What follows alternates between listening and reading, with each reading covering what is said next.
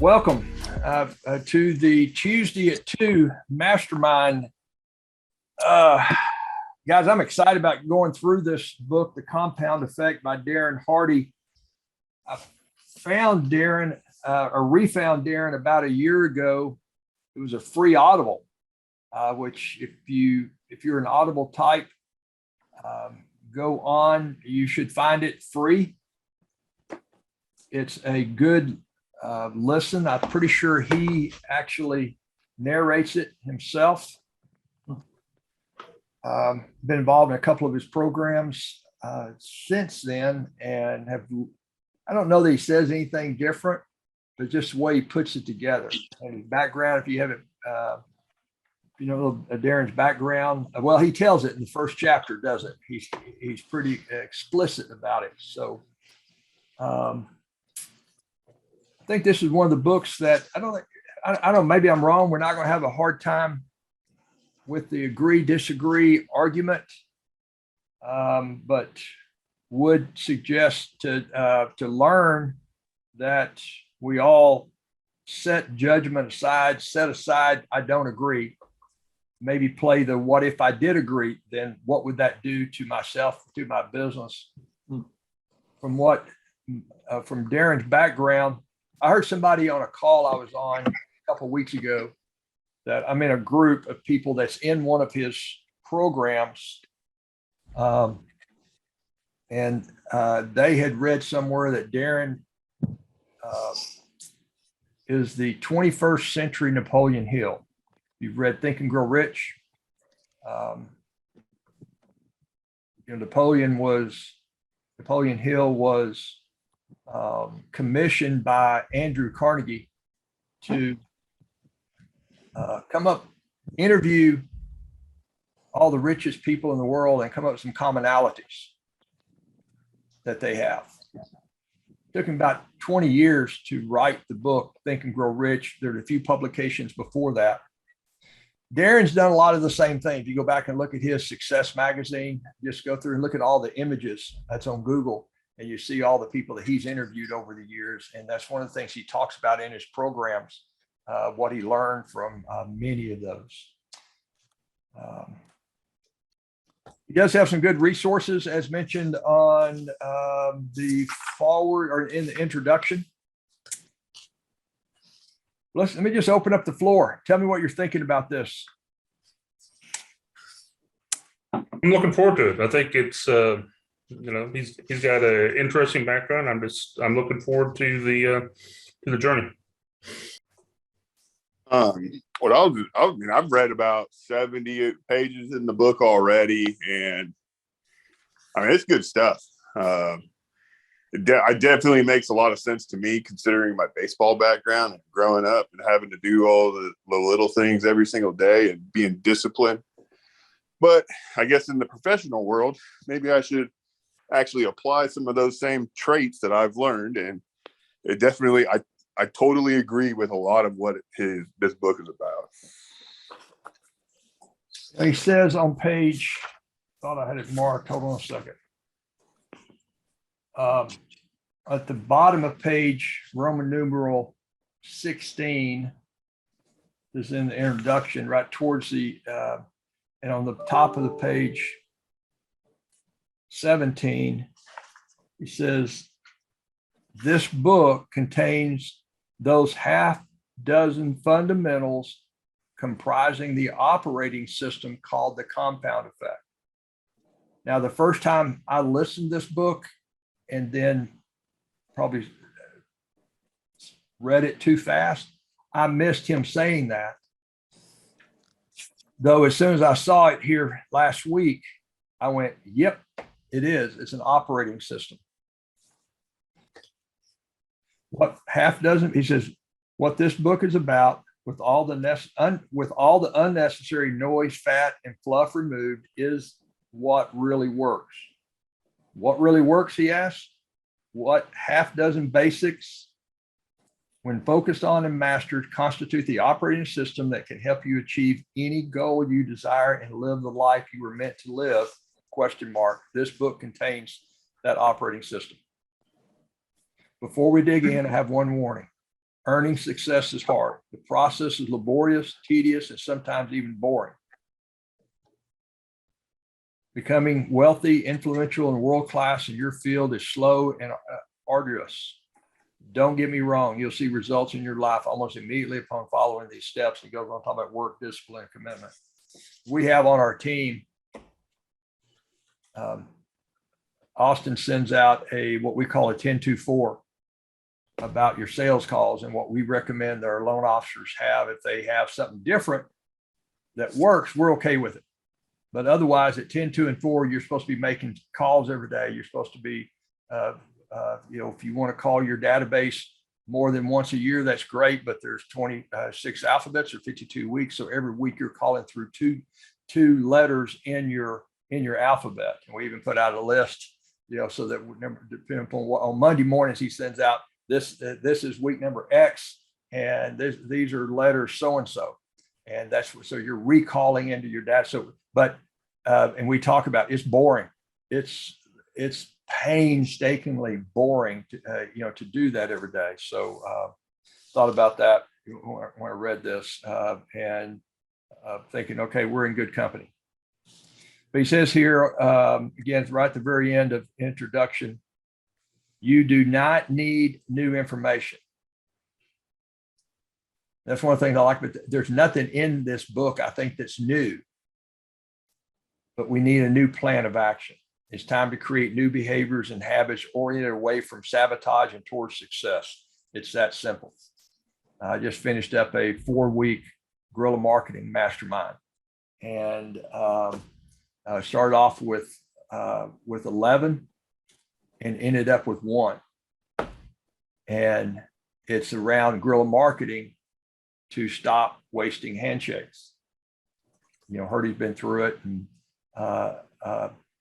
it's laborious. It's got this little sheet right here. You just do every 10 days, whatever your cycle is, every 10 days, you call somebody, you send them an email, you have a cup of coffee with, you do something out of this list, and you just keep doing that over and over again. Jeff Kickle this morning in a group we're in that he talked about when he moved to Austin and launched his financial planning business. He said he just started going to network meetings and then started following up with people and setting one-to-ones and following up with them. And he's got this huge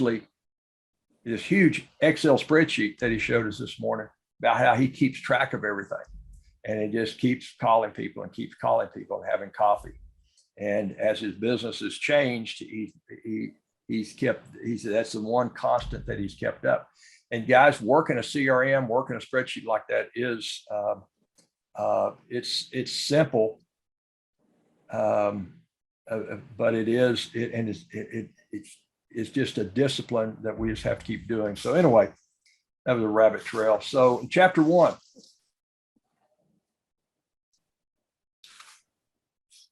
Any big takeaways from his history?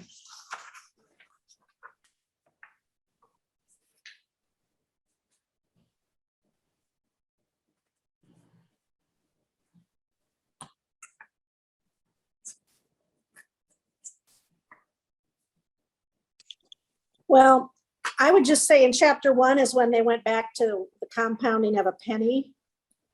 And I've always known that theory, always take the penny, not the, $1 million, whatever.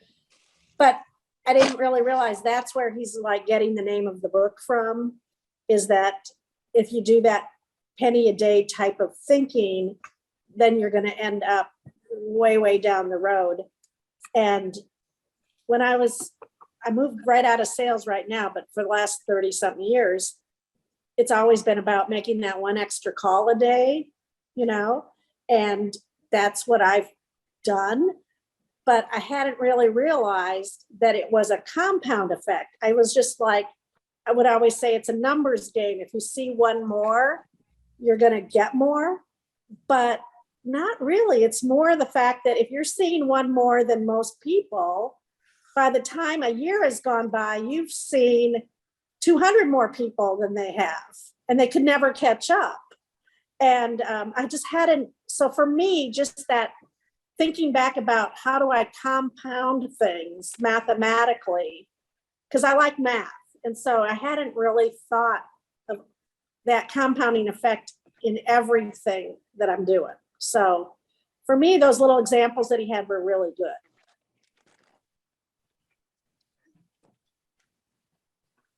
Yeah. Don't get all excited, guys. Oh, I mean, I think that's good. I think the thing that hit me is he's also calling out the instant gratification society we're in. He mentioned Yes. that where, well, wait a minute, I don't want to wait. I don't want to take the time. I want it now, preferably yesterday on my front porch kind of deal. And he really calls that out. So, and again, I think that's what we deal with as I talk to clients, like how long is this going to take? Like there's some easy button. And unfortunately for some of this, there's not, but there's real impact. So that's the compound. true. Yeah. And I think we're also that not only the instant, but we want everything to be big. And so we think we can do some big thing and make a change, or something's going to happen, you know, and or write a book. I'm going to write a book. But honestly, you have to sit down and write 5 paragraphs every day or whatever you're going to do. It's not sit down and write a book in one sitting kind of thing. So it's I'm up to chapter 3. I read chapter 1 and 2, and I'm like going, yeah. It, like you said, Danny, it's not some brand new concept you've never thought of. Yep. Yeah. Well, Hardy, go ahead. So Danny, so I like this formula, but the thing that caught my attention in this formula was small, smart choices. absolutely. Yeah. He didn't say small choices. He said small, smart choices. Yeah. Plus consistency, plus time. So there has to be some thinking into the smart choices stuff, right? You can make a lot of small incremental changes, but if they're not smart choices, they lead to nowhere. That caught my attention. Yeah. Yeah, Herdy, I've got a client that had an epic year, she and her husband with their W-2s, and decided to do it quick and dirty, and flash forward, day traded $160,000 worth of losses. But it was quick. And you go, and then she goes, why can't I deduct that? You can, $3,000. Okay, so the point was, you know, I mean, and so how many years do you think a couple, after they move twice, change jobs twice, are going to have combined incomes on W-2s of $800,000 plus? How many times in your life do you think? Maybe once? It already happened. But and you just hear this flushing sound. They try to do the quick, small, quick. I mean, it's the craziest thing I've ever seen. Owed $500 in tax and didn't know, asked if they could put it on a credit card. Can't make it up. That's crazy. I think Yeah, the look on that's John's how far face, he's had John- probably had John's- one of those John's also. shaking. John's He- probably had a he couple of probably had his those. clients John's probably laughing at that one. I'm like, I'm not what laughing. the heck? I'm just, Tom, I had a similar type deal. It's just, it's amazing. Yeah, See? you're stunned. You like, what did I miss? Like, where did the money go? So, Right. but my point is that you know they were not doing it slow. They decided they would try to speed things up, and it worked so well. Well, and I think it's in this book, not one of the other programs of Darren's I'm involved in, but they talks about measuring, and in the little, you measure the little things. And if they'd have been measuring every time they had a little loss, that they had called you and said, hey, what's this going to do? If they'd have checked things out, if you got to have a measurement system, and Darren's going to get, I'm sure he gets into this later in the book. I mean, like with, I'm an aspiring health coach. I've been claimed by my daughter to be, and she's in a a system that she does incredibly well with. And I have, you know, done a little bit of it, but I eat their food bars and drink their health shakes. And I have 4, 5 people that I've referred her that, you know, how the multi-level does, but, comes up underneath me.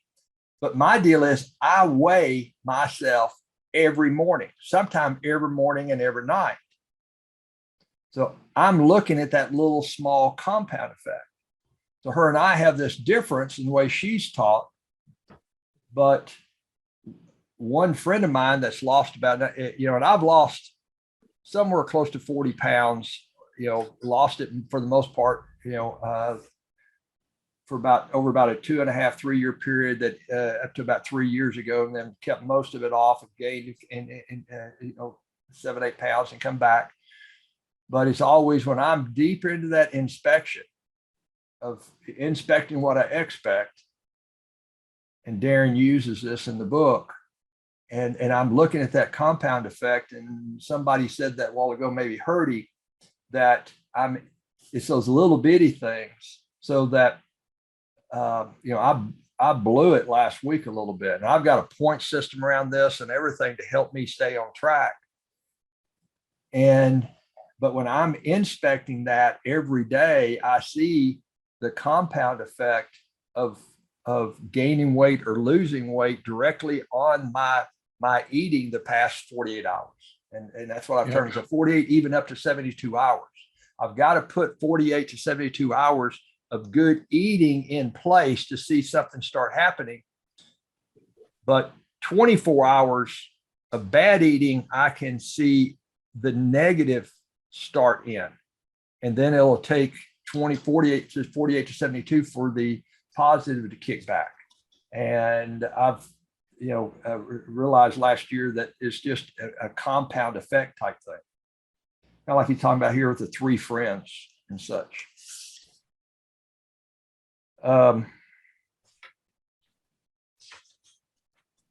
So the other example he uses in the book related to the health thing, Danny, is that the people that in this particular instance, this person's trying to lose weight, but they quit after 8 days. Yeah. Because they don't see any change. And I will tell you from being an athlete all my life that you get good over a long period of time. Like I walk just about every day. So you lose weight and you start changing your body over a very long period of time.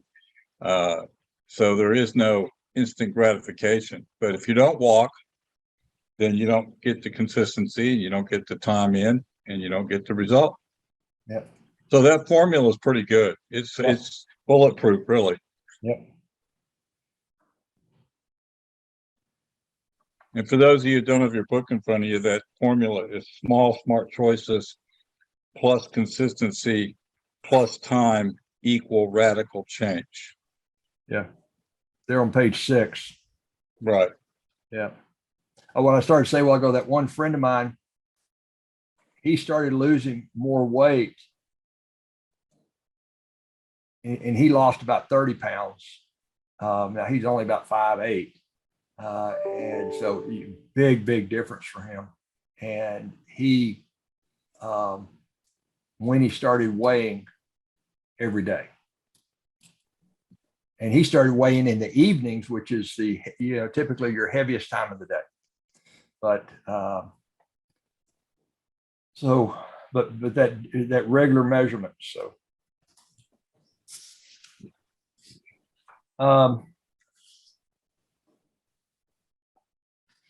so obviously this first chapter, he's starting off, he's really building his case for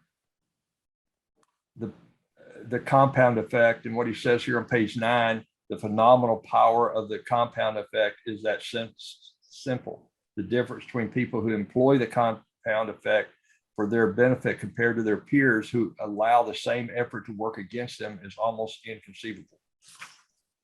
So how about the ripple effect?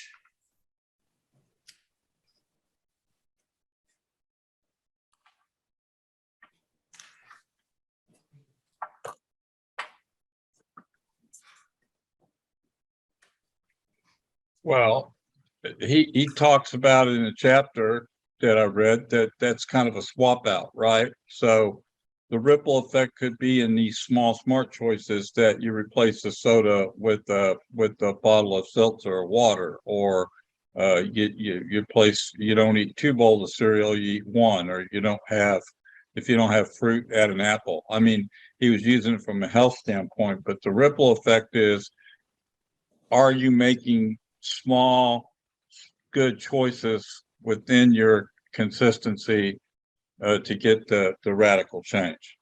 Am I right on that? I think so. Okay.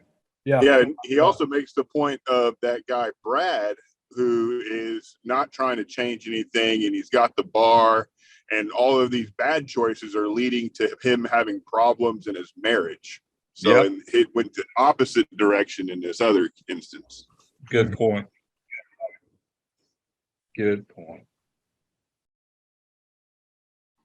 Yeah, it says here on the bottom of page 12, he says, we've been conditioned by society to believe in the effectiveness of a great display of massive effort. Heck, it's downright all-American.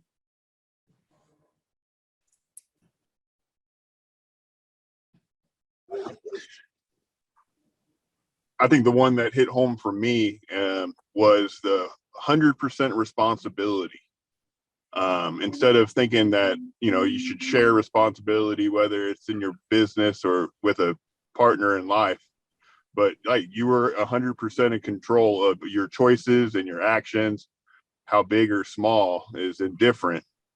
But I was actually talking to a friend of mine yesterday when he was telling me on how one of his construction jobs got screwed up, and it went through 4 different people to check on his stuff for his decorative concrete or whatever. And I asked him, how much of this do you feel like you should take responsibility for? He's like, none. I gave him all the right information. And I just kind of nodded and just agreed with them. But I actually thought, well, you could have double checked and triple checked and checked every single one of those and made sure that all those intricate details were going to be addressed. It was just really funny to see how quick someone was to, I don't want responsibility for that. Now, does that guy own the company? But no, he's just actually just a salesman. Oh, okay. Yeah. But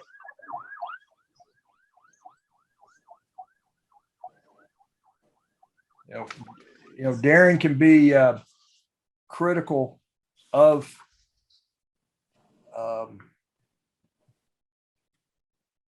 he can be critical of today's society, but offers a good I think you'll find he offers a good understanding of how the society got to where it's at.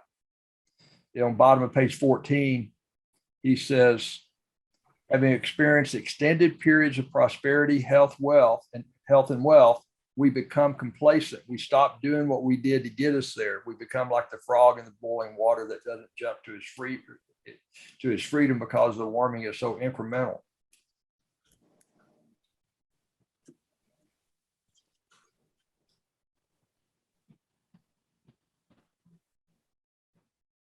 Our grandparents knew this. They though they didn't spend their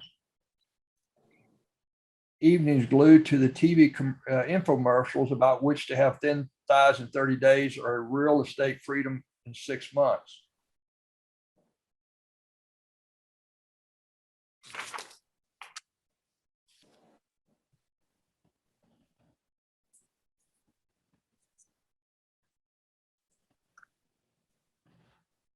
I like the story there in San Diego, in the story about that restaurant that became a big success, and then they took the success for granted, quit doing what they did, and they slacked off and went out of business. I think he said they went out of business. And then 18 months later. I mean, how often have you seen that though? It's Yep. so common.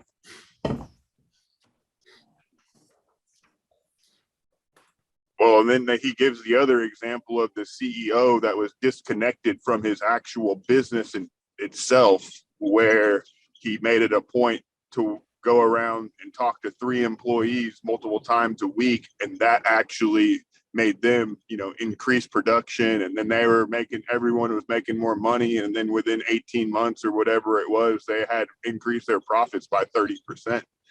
That's actually a really big deal in some of these bigger companies where a CEO, when I guess my brother's old company, his boss at Friday at 4, they had a bar in the office. Guys, you can finish up your last hour worth of work right here. Let's go, team building. And that set the tone for the type of work environment. Hey, Danny, there's a comedy movie out. It's been around for a while. It's called Bob. Bill Murray, Richard Dreyfuss. And it's about taking teeny tiny steps. It's funny. Richard Dreyfuss is his therapy, and Bob gets so overwhelmed that he doesn't know how to get himself in order. So he takes teeny tiny steps to get to where he overcomes his fear.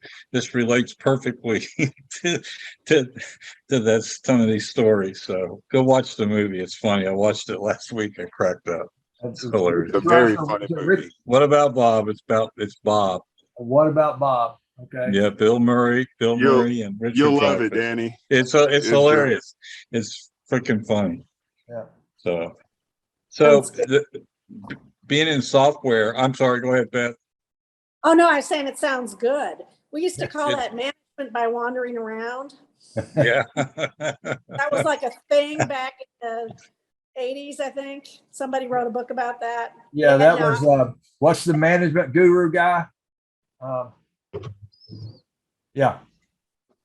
Anyway, go ahead, Herdy. Sorry. Well, I was just going to say that being in the online marketing side, everything I do is based on predictability and measurability. And according to him, the compound effect, and I got my attention when I read this, is predictable and measurable. Meaning you like Danny said earlier, he weighs himself every day. That's a measurable, predictable way to keep up with his steps, right? So this book makes total sense to me. It's how I think. So this book is how I operate. I'm a very pragmatic person. Step 1, step 2, step 3. So this book absolutely relates to me very much. I see it. I see it. Yeah.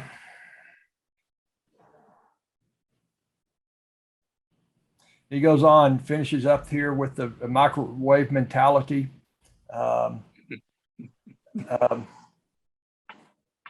Yeah, I want to say something. We'll be careful how I say this because I know I don't want to offend John and Tom. Okay. Are you ready for this, Jeremy? I'm not. I can delete it. I can delete Watch out, Danny. I'm sensitive. Watch out.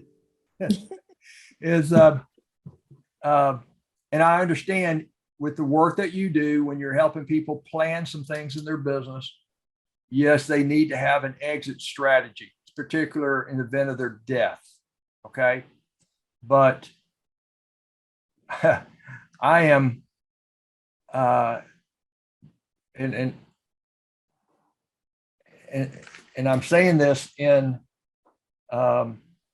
response and agreement with what Darren is, a little bit what he's saying right here, but he says more in the book, that if I start a business, immediately talking about my, how I leave a legacy. And I understand leaving a legacy. I understand the epitaph thing. What are people going to say at your funeral? I get all of that.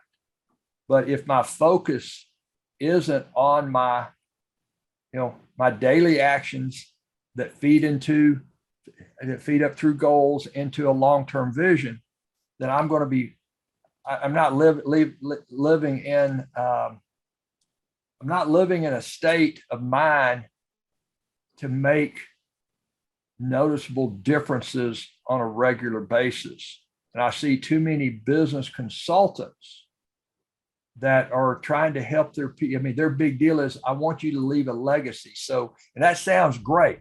I went through a little bit of that myself years ago. and I had one consultant that was really pounding on me about the legacy. And I finally said, you got to shut up about the legacy. I said, I'm trying to make money this month. So I can get to a legacy. Yeah, I've got a set of values. I got a set of core principles. We talk about them all the time. Carry them in we had them on plastic, kind of like a 3x5 card with rounded corners, look real nice, that we can carry in our pockets, that pull out in a meeting and read them. We did all of that. But right now, that's the legacy. But so many people focus on leaving a legacy that they forget about making a profit and really running a business. And that's one of the things that Darren is getting. And it's my way of that. It's my thoughts around the point that he's getting through the book here. And he says, by the end of this book, page 16, 17, or even before, I want you to know in your bones that your only path to success is through the continuum of mundane, unsexy, unexciting, and sometimes difficult daily discipline compounded over time. Know too, the results, the life, and the lifestyle of your dreams can be yours when you put the compound effect to work for you. He goes on to say some more about that. And he says, have I made my point? Then join me in the next chapter, where we will focus on the one factor that controls your life. And I can hear Darren saying that because I've heard him say similar things in some calls and some videos.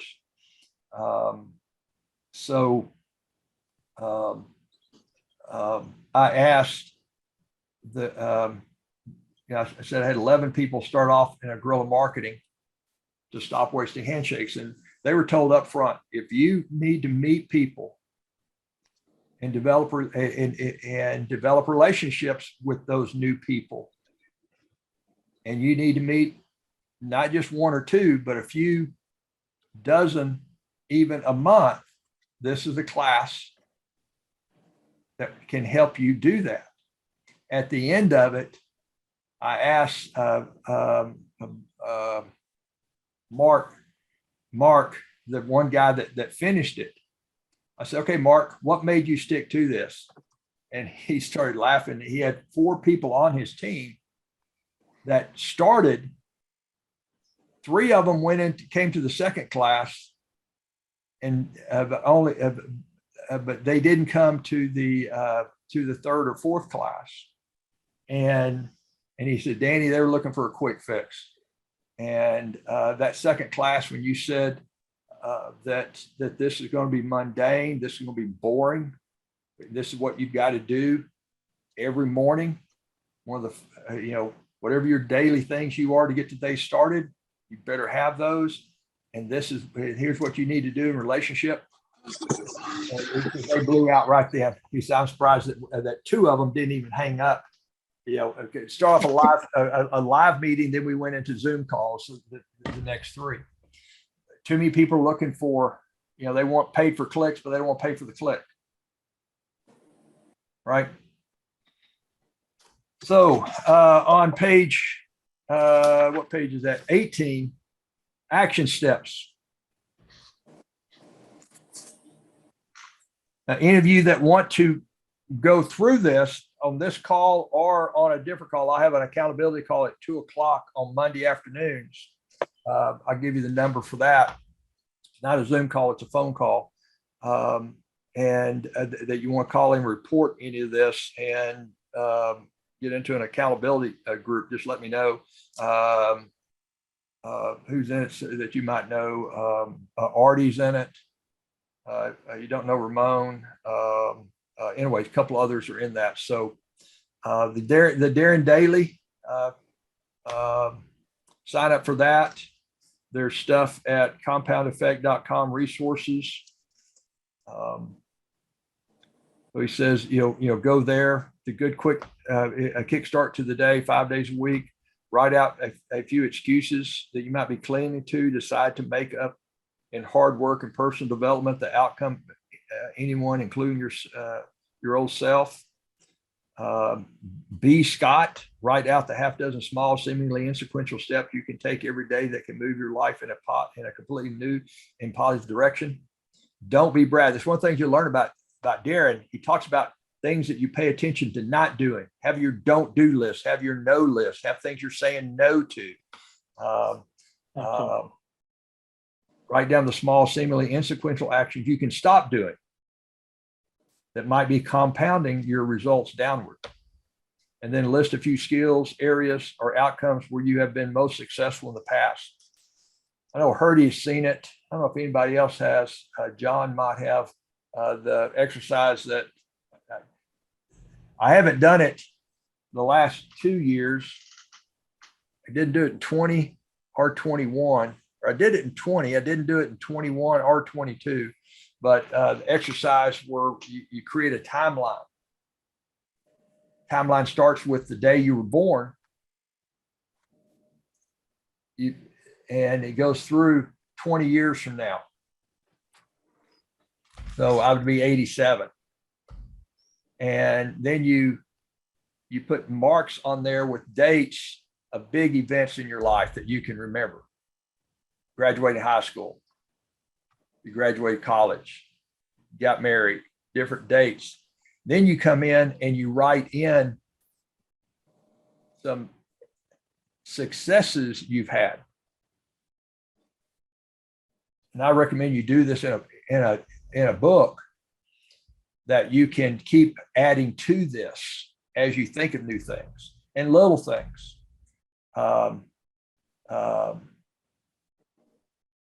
So that's one of the, for me, that's, that list of few skills, areas, or outcomes that you've had, that you've been most successful in your past. Consider whether you could be taking those for granted and not continuing to improve, which could lead to future failure. But remembering those successes that you've had, and bringing them up again and thinking about it and thinking what you were doing at that time and the environment you were in. It's a really, really good exercise that can be something that you keep coming back to on a regular basis. I've got my notebook over here, with all that in it. Any parting shots about the book? I'll have read more of it next week. I barely even looked at it this week. Yeah.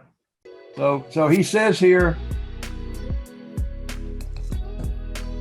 join me in the next chapter where we will focus on the one factor that controls your life. Every victory or defeat, triumph or failure has started with this. Everything you have or don't have in your life right now has been because of this. Learn to change this and you can change your life. Let's discover what it is. That word is choices. Yeah. Thanks, everybody. Thank you, guys. See ya. Thanks, Danny. All right. Thanks, Hey, Darren. Herdy, can you stay on? Whoops, he hung up. See you, Beth.